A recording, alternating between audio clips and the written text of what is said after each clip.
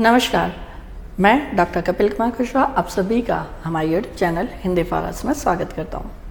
आज हम बात करने वाले हैं special purpose diode that is varactor diode. Varactor diode क्या है? It is just a reverse bias of a PN junction, यानी पीएन जंक्शन का जो रिवर्स बायस है that is varactor diode. That means कि जब हम पीएन जंक्शन को रिवर्स बायस करते हैं, जब हम पीएन जंक्शन को रिवर्स वाइज करते हैं तो रिवर्स वाइज के केस में इसमें डिप्लीशन लेयर कैपेसिटेंस जनरेट होता है। और वैरेक्टर डायोड को इम्प्लीमेंट करने के लिए वैरेक्टर डायोड में हम इसी कैपेसिटेंस को यूज़ करते हैं। इस पर्टिकुलर डायोड को वैरिकैप डायोड या फिर क्या वोल्ट कैप डायोड भी कहा जाता है। हम पहले भी डिस्कस कर चुके हैं कि पीएन जंक्शन डायोड में रिवर्स वाइज की सिचुएशन में एक डिप्लीशन लेयर कैपेसिटेंस जनरेट होता है। अगर आपने वो लेक्चर नहीं देखा हो तो उसकी लिंक हम डिस्क्रिप्शन बॉक्स में पुट कर देंगे, आप वहाँ से उसे देख सकते हैं।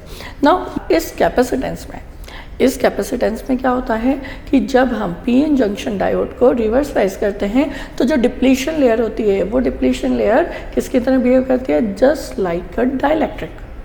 और एंड पी मटेरियल जो है वो कैपेसिटर की प्लेट की तरह बिहेव करते हैं। सो ये पूरा जो सिनेरियो होता है, ये पूरा सिनेरियो एक कैपेसिटर की तरह बिहेव करने लगता है। क्लियर है? दैट इज ये जो डिप्लीशन लेयर है, ये डिप्लीशन लेयर किसकी तरह बिहेव कर रही है? Just like are dielectric. जबकि ये एन और ये पी है, इनमें क्या है? ये सेमीकंडक्टर है, उनमें नंबर ऑफ चार्ज कैरियर होते हैं, इसलिए ये कैपेसिटर की प्लेट P1 एंड P2 दो प्लेट की तरह बिहेव करने लगता है। और ये पूरा सिनेरियो किसकी तरह बिहेव करता है? Just like a capacitor. अब वी नो दैट कैपेसिटर का फिनोमिना हमें पता है कि जब प्लेट के बीच का डिस्टेंस बढ़ता है तो ऐसी सिचुएशन में कैपेसिटेंस की वैल्यू क्या होती है? कम होती है। और जब प्लेट के बीच का डिस्टेंस कम होता है तो इनके बीच तो कैपेसिटेंस की वैल्यू क्या होगी? कैपेसिटेंस की वैल्यू इंक्रीज होती है। जब हम इस पीएन जंक्शन को क्या करते हैं? रिवर्स वाइज करते हैं। जब इस पीएन जंक्शन को हम क्या कर रहे हैं? रिवर्स वाइज कर रहे हैं, तो ऐसे सिचुएशन में डाइलेक्ट्रिक की विड्थ या डिप्लीशन लेयर की विड्थ क्या होने लगती है? बढ़ने लगती है। डिप्लीशन लेयर की विड्थ जैसे जैसे बढ़ती है वैसे वैसे इस दोनों प्लेट के बीच का डिस्टेंस क्या होने लगता है? कम होने लगता है। दैट इज वाई इस डिप्लीशन लेयर कैपेसिटेंस की वैल्यू क्या हो जाती है? कम हो जाती है। अब जैसे जैसे हम रिवर्स वाइज वोल्टेज को कम करते हैं तो ऐसे सिचुएशन में फिर से क्या होगा कि डिप्लीशन लेयर की विड्थ अब क्या होने लगेगी? कम होने लगेगी। जैसे जैसे डिप्लीशन लेयर की विड्थ कम होगी दोनों प्लेट के बीच का डिस्टेंस भी क्या हो जाएगा? कम हो जाएगा। और अब डिप्लीशन लेयर कैपेसिटेंस की वैल्यू क्या होगी? बढ़ने लगेगी। अब एक पर्टिकुलर पीएन जंक्शन डायोड में कैपेसिटेंस की वैल्यू रिवर्स वाइज के केस में कैपेसिटेंस की वैल्यू मैक्सिमम कब होगी? जब हम इस पर जो अप्लाइड वोल्टेज है उसकी वैल्यू क्या हो जाए? ज़ीरो। जब उसकी वैल्यू ज़ीरो होगी तब डिप्लीशन लेयर की विड्थ सबसे कम होगी। सो ऐसे सिचुएशन में कैपेसिटेंस की वैल्यू क्या होगी? ज़्यादा होगी। पर जैसे जैसे हम रिवर्स वाइज वोल्टेज बढ़ाते जाएंगे तो डिप्लीशन लेयर बढ़ती जाएगी, जिससे कैपेसिटेंस की वैल्यू क्या होने लगेगी? डिक्रीज होने लगेगी। तो इसे हम एक सिंपल ग्राफ के थ्रू भी रिप्रेजेंट कर सकते हैं कि जब हम ये क्या है हमारा? ये हमारा डायोड कैपेसिटेंस है, ठीक है। और it is are reverse wise voltage, reverse wise voltage. अब हमने रिवर्स वाइज वोल्टेज को इस नेगेटिव एक्सिस पे क्यों लिया? क्योंकि रिवर्स वाइज के केस में अप्लाइड वोल्टेज क्या होता है? नेगेटिव होता है। दैट इज वाई हमने इसे नेगेटिव एक्सिस पे लिया। नाउ इट जीरो, जब क्या था? जब जीरो वोल्टेज हमने अप्लाई किया था तब कैपेसिटेंस की वैल्यू क्या थी? मैक्सिमम। जैसे जैसे रिवर्स वाइज वोल्टेज बढ़ाते हैं डिप्लीशन लेयर की विड्थ क्या होने लगती है? बढ़ने लगती है। और कैपेसिटेंस धीरे धीरे क्या होने लगता है? डिक्रीज होने लगता है। सो कुछ इस तरह का आपको क्या मिलता है? ग्राफ मिलता है, यानी reverse wise voltage versus diode capacitance का ग्राफ आपको कुछ इस तरह का मिलेगा। आई होप आप सभी को क्लियर होगा। नॉर्मली अब ये जो कैपेसिटेंस है, इस कैपेसिटेंस की वैल्यू वोल्टेज यानी अप्लाइड रिवर्स वोल्टेज के अलावा भी कुछ फैक्टर्स पर डिपेंड करती है, like purity level as well as यानी doping level as well as geometry of particular PN junction diode और कंस्ट्रक्शन।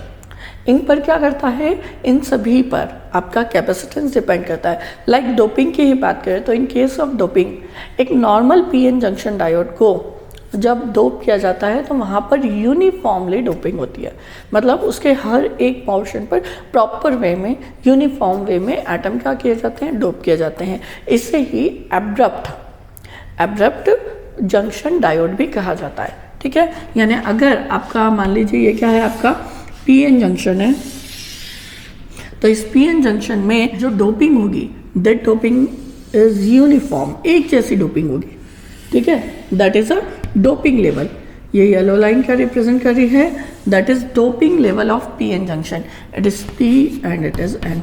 मतलब यहाँ पर आपका जो डोपिंग लेवल है, ये जंक्शन है, ये जंक्शन, ठीक है, इस जंक्शन के दोनों साइड जो है डोपिंग क्या होगी, यूनिफॉर्म होगी। तो ऐसे सिचुएशन में जो पीएन जंक्शन, एक नॉर्मल पीएन जंक्शन होता है, उसे हम क्या कहते हैं, एब्रप्ट जंक्शन डायोड। अब इस टाइप के जो एब्रप्ट जंक्शन डायोड होते हैं, अब इनका जो कैपेसिटेंस की जो रेंज होती है, इसे ही कहा जाता है ट्यूनिंग रेंज। इस कैपेसिटेंस रेंज को क्या कहा गया, ट्यूनिंग रेंज। अब जो ट्यूनिंग रेंज है, ठीक है, ये एक नॉर्मल पीएन जंक्शन डायोड या फिर एब्रप्ट पीएन जंक्शन डायोड के लिए ये ट्यूनिंग रेंज जो होती है वो 4:1 की होती है। दैट मीन्स कि अगर इस पर्टिकुलर जब एब्रप्ट पीएन जंक्शन डायोड का मैक्सिमम कैपेसिटेंस 100 पिकोफैराड है, तो इसका मिनिमम कैपेसिटेंस जो होगा वो होगा 25 पिकोफैराड। आई होप आप सभी को ये क्लियर होगा।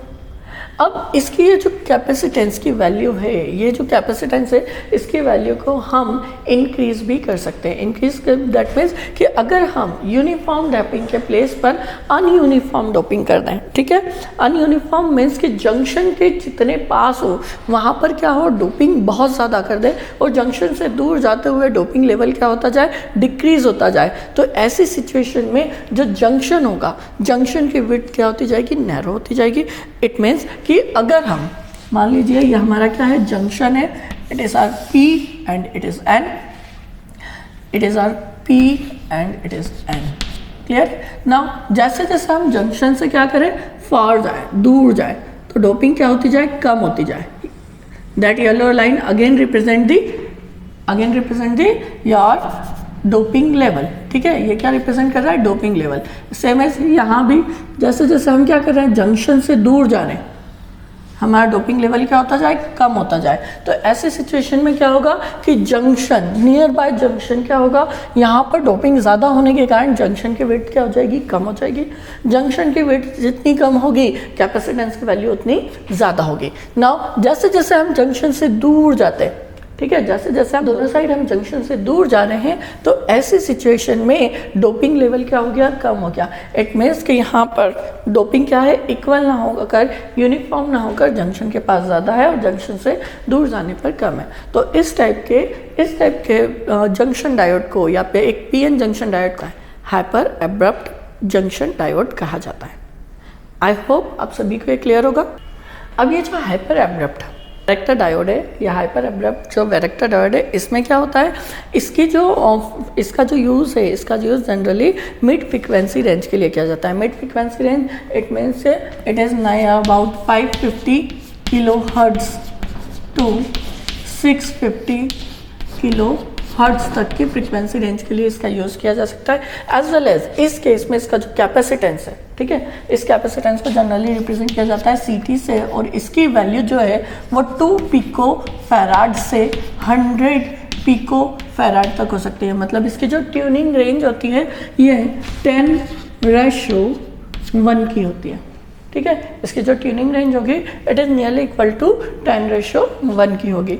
नाउ ये जो वैरेक्टर डायोड है, इसे हम निम्न प्रतीक चिन्ह या इसका जो सिंबल है वो कुछ इस तरह का होता है। यहाँ हम एक सिंपल सा पीएन जंक्शन डायोड बनाएंगे और इसके आगे एक कैपेसिटर कनेक्ट कर देते हैं। That is the varactor diode. It is anode and it is cathode. I hope आप सभी को ये क्लियर होगा। नाउ इसी का इक्विवेलेंट सर्किट अगर हम देखें तो इसका इक्विवेलेंट सर्किट क्या होगा, it is just like a resistor connected with capacitor in series form. ठीक है, तो ये हमारा क्या होगा, एनोड और ये होगा कैथोड, जबकि ये रजिस्टर क्या है, RD डायोड रेजिस्टेंस, एंड ये CT कैपेसिटेंस। आई होप आप सभी को वैरेक्टर डायोड क्लियर होगा।